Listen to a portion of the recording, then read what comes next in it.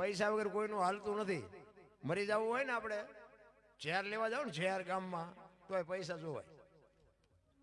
પૈસા છે ને એક આ પરમેશ્વર જેવી વસ્તુ છે. આમ જોવો તો કાગળ છે, વાતમાં કાંઈ છે નહીં. મોદી સાહેબે 500 ની 1000 ની બંધ કરી તો હવાર થઈ ગયા કઢીના પાટિયા જેવા મોટા. તેથી અમે એ 500 ની 1000 ની નોટો ને લાઈનમાં ઉભા હતા જમા કરાવવા પડે એવું હતું ને. લાઈનમાં ઉભા હતા, તડકો માથે હતો. અમારા ગામના કોળીના છોકરા, ઠાકોરના છોકરા 3-4 આગળ ઉભા હતા. એક ભાઈ વાંયથી આવીને આગળ લાઈનમાં ઉભા રહી ગયા. એટલે અમારા છોકરાઓએ કીધું કે અમે લાઈનમાં ઉભા છીએ, અમારા ગામના દરબાર છે કે વાંય ઉભો રહે ને કે અમે કે ચાંદના તડકે તપીને તું મોર વ્યો જાય. એ કે દરબાર છે શું છે, દરબાર હોય તો શું ફલાણું ઢોકળું મારી દેવું, જેટલું બધું મને બોલી ગયું.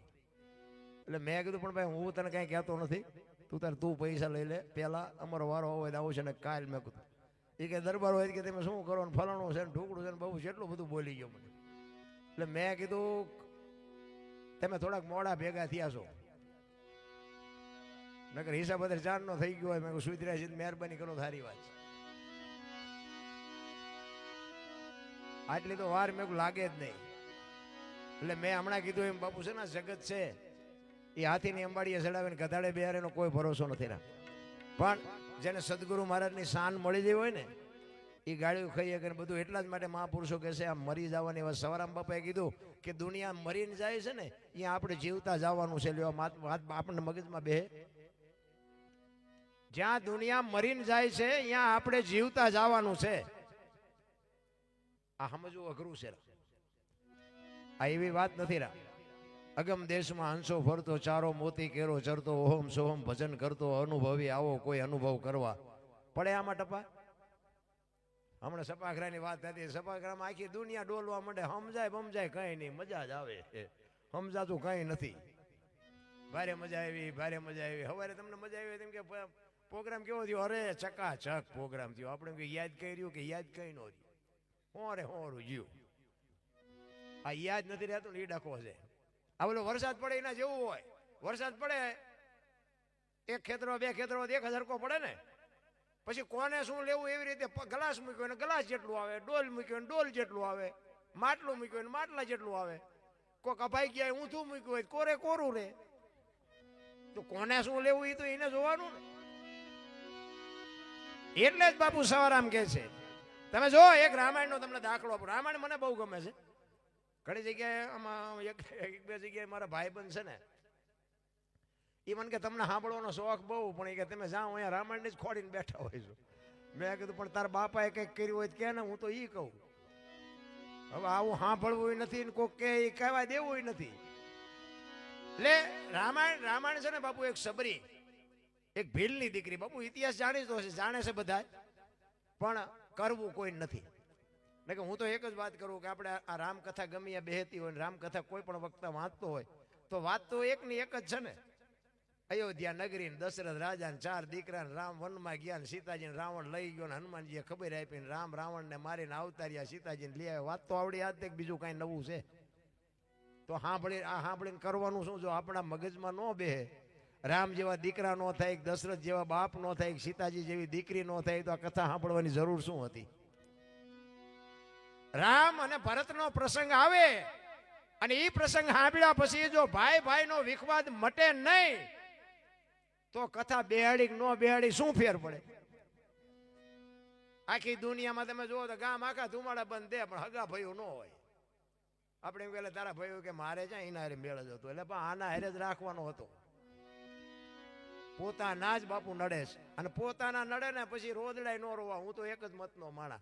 આપણા નડે ને સમજી લેવાનું ઠાકર ત્રાજવી આવ્યો હોય તો જ આપણને નડે, ને કે આપણા નડે જ નહીં. ઠેઠ હોનવડ સુધી અમને ઓળખે ને પડખે વાળા કપાતર ન ઓળખે તો ન કેવું પડે કે આ ઈશ્વર ત્રાજવી આવ્યો હોય તો જ આપણા ન ઓળખતા હોય. પોતાના નડે ને. આ મીરાબાઈ કોણ નડ્યું? રાણો. નરસિંહ મહેતા કોણ નડ્યું? એની નાય. પ્રહલાદ ને કોણ નડ્યું? એનો બાપ. પાંડવોને કોણ નડ્યા? કૌરવ. પોતાના નડ્યા પછી જ ઇતિહાસ થયા. એટલે આપણા નડ્યા પછી રોદડા ન રોવા. સમજી લેવાનું ઈશ્વર નજીક આવ્યો હોય તો જ આપણને નડે, કે દુનિયા નડતી નથી આપણા નડે. એટલે જ સવારામ કહે છે ભીલની બાઈ બાપુ સબરી એક તમે જુઓ જાનવર જેવું જેનું જીવન, કોઈ અનુભવ નથી, વેદનું શાસ્ત્રનું કોઈ અભ્યાસ નથી, કોઈ ભણતર નથી. અને એક ગુરુ મહારાજ એના માતંગ ઋષિ એમ કે બેટા બેહી જાય, વેલો મોડો રામ આવશે. અને એક જ શબ્દ પકડીને બાપુ સબરી બેહી ગઈ. આંગણું વાળી ચોળી સાફસૂફ રાખી અને હાંજ પડે હાંજ સુધી રાહ જોયે કે હમણાં આવશે હમણાં આવશે હમણાં આવશે, કે આજનો આવ્યો કઈ નહીં કાલે આવશે. બીજો દી એનો ઈ પ્રોગ્રામ, હાંજ પડે કે આજનો આવ્યો કઈ નહીં કાલે આવશે. કેવડી ધારણા હશે ગુરુ મહારાજના શબ્દ ઉપર. ચાંદીના પતરા જેવા વાળ થઈ ગયા, 70-80 વર્ષની ઉંમર થઈ ગઈ. સબરી વિચાર કરે છે કે મારા ગુરુએ કીધું છે કે રામ આવશે રામ આવશે, હવે તો મને આંખે દેખાતું નથી, કાને પૂરું સંભળાતું નથી, રામ નહીં આવે એ નહીં આવે એમ કે અંદરથી અવાજ આવે મારો ગુરુ બોલ્યો એ કોઈ દી ખોટું ન પડે. સદગુરુ મહારાજ માથે બાપુ એવડો ભરોસો હોવો જોઈએ. છેલ્લે રામને લક્ષ્મણ બે સીતાજીની શોધ કરવા માટે નીકળ્યા અને સબરીનો જ્યાં મલક આવ્યો, પ્રકૃતિ બાપુ રામનું ભજન કરતી હતી. ઝાડવાના પાંદડામાંથી રામ રામ રામ અવાજ આવતા હતા. અને પ્રકૃતિ ભજન ક્યારે કરે? તમે એક જગ્યાએ બેન 3.5 કરોડ નામના જાપ થાય ને બાપુ, આ ધરતીમાંથી અવાજ મળે. આવા સંતોનું મંતવ્ય છે. હવે એને 70-80 વર્ષ સુધી રામનું નામ લીધું, ઝાડવાના પાંદડા બોલે ન બોલે. એ પ્રકૃતિ ભજન કરતી હતી. લક્ષ્મણ રામને કહે છે કે મોટા ભાઈ આ કયો મલક આવ્યો? આ તો પ્રકૃતિ તમારું ભજન કરે છે. તો કે હામી ઝોપડી રહીને એમાં એક ભીલની બાઈ મારા નામના જાપ કરે છે, જા જો તો શું કરે છે. અને અહીંયા લક્ષ્મણ જોવા ગયો ને ભાઈ, ચોથા આંસુએ રડતી રડતી નેજવા કરતી કરતી બાપુ સબરી રોતી હતી, રોતી રોતી ગાતી હતી. શેષ નાગનો અવતાર. લક્ષ્મણ બાપુ ધ્રુજી ગયો કે આ હા મારા ભાઈના નામ ઉપર આને આખી જિંદગી ઓળ ઘોળ કરી નાખી. હળવી હળવી ગાતી હતી. શું ગાતી હતી? ઠાકર મને તું મેલ માઠેલી, તું છો એ કાલનો બેલી, અમે તારા યાંગ કેવાઈ, બીજા કે નાયાસ રે જાય. અમે તો તારું અંગ છે. એક માણસને અંગમાં કોઈનો હાથ ન હોય, કોઈના આંખ ન હોય, કોઈનું નાક ન હોય તો માણા કેવો ભૂંડો લાગે. એ કે તું અમારું અંગ છો, જો તું અમને નહીં મળી ને તો તું ભૂંડો લાગીશ. કાલા ખેલાય અમે એ તારા કેવાય ને જો પીએ તારા જા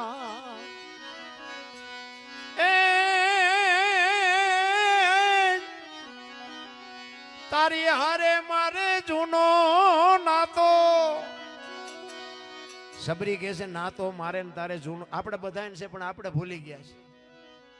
સબરીએ આપણને બાપુ શાન કરી છે. તારી હારે મારે જૂનો નાતો, એ હવે બીજે ક્યાં જાવો બાપ.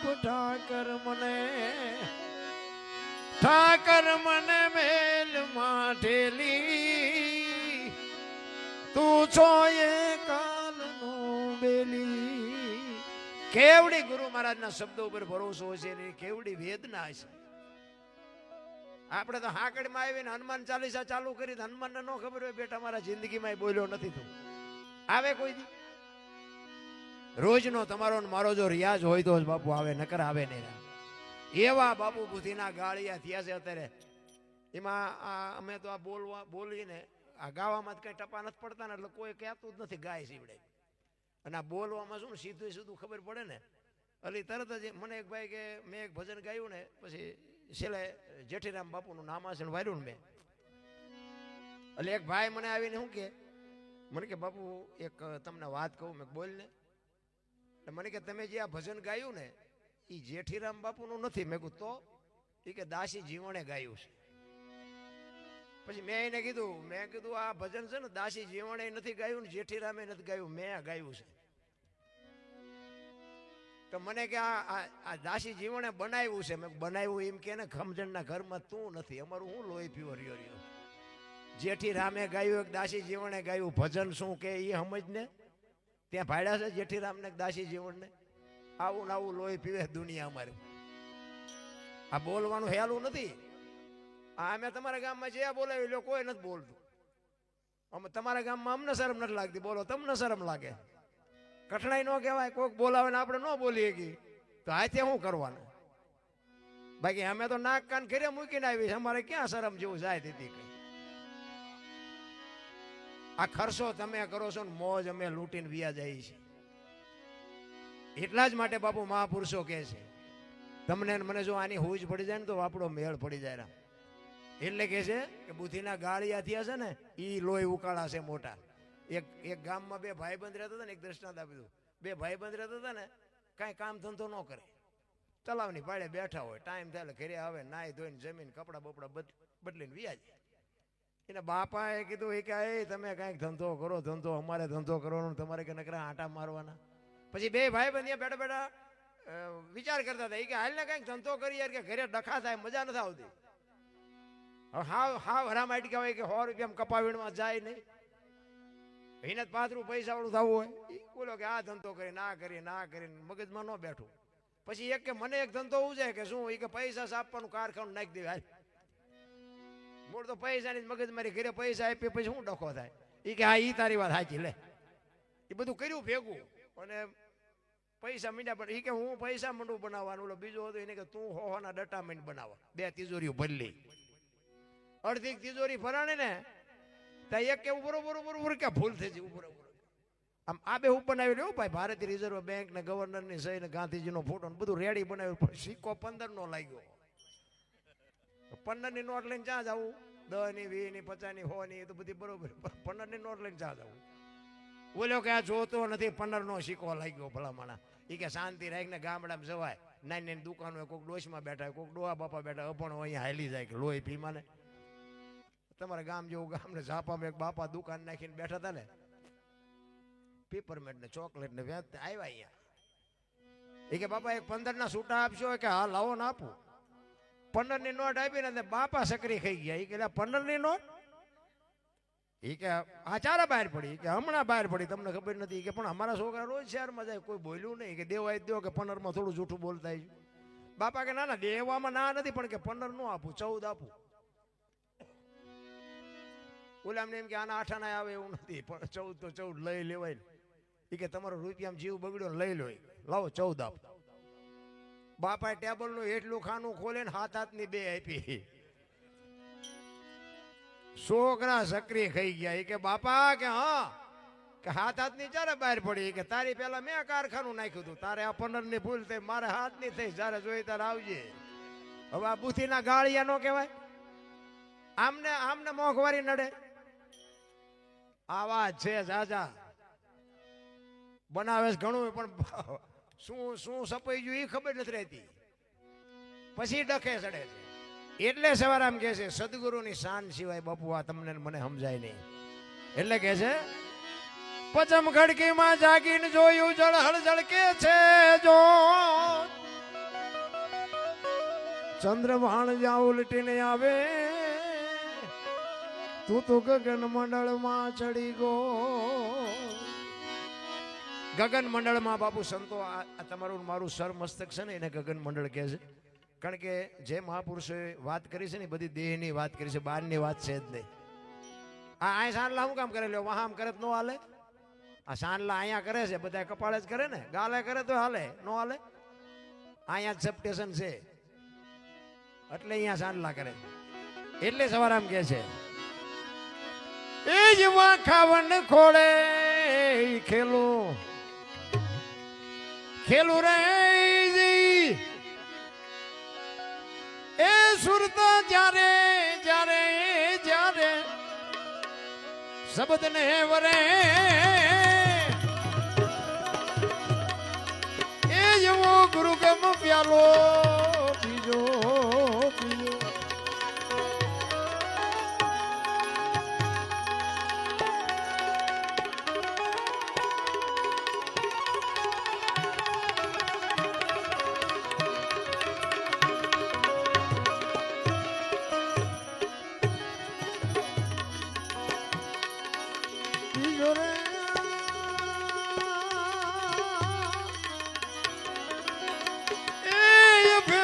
પામી